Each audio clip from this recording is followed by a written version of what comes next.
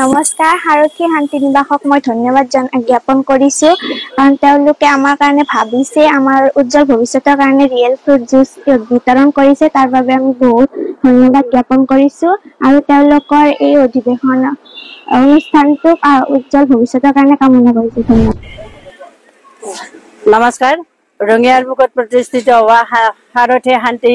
নিবাসৰ জৰিয়তে আজি আমাৰ 125 নং তুলসীবাৰী বুনিয়াদী বিদ্যালয় আৰু 1 নং তুলসীবাৰী PHC ভৱন অংগনবাড়ী কেন্দ্ৰৰ কণ শিশুসকলৰ মাজত তেখেতসকলে আজি ৰিয়েল জুচৰ 1 লিটাৰৰ বটল একোটা প্ৰদান কৰিছে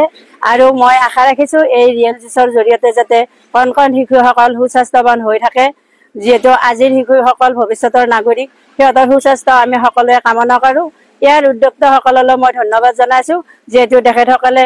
এই কণ শিশুসকলৰ সুস্বাস্থ্যৰ প্ৰতি যত্ন ৰাখি যি সামান্যকণ হ'লেও জুচৰ বটল আগবঢ়াইছে, এই উদ্যোক্তাসকলৰ উজ্জ্বল ভৱিষ্যত কামনা কৰিছোঁ আৰু জয়তো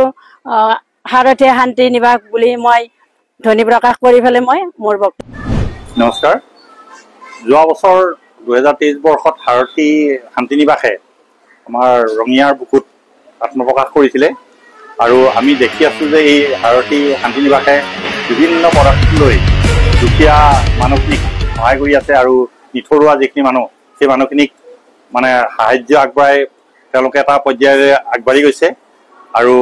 সেই উদ্দেশ্যে আজি আমাৰ বিদ্যালয়তো এই সাৰথী শান্তি নিবাসৰ মাননীয় বিপুল কলিতাদেৱৰ নেতৃত্বত এটা গ্ৰুপ আহি আমাৰ বিদ্যালয়ৰ ছাত্ৰীসকলক সুস্থ ৰখাৰ বাবে প্ৰায় 5 শতাধিক ছাত্ৰী আৰু শিক্ষক শিক্ষয়িত্ৰীসকলৰ মাজত এই ৰিয়েল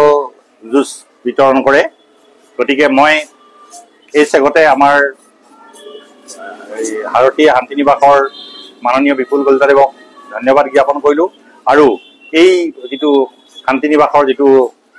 সন্থা, এই সন্থাটো যাতে দিনে দিনে আগবাঢ়ি যায় তাৰ উজ্জ্বল কামনা কৰি মই মোৰ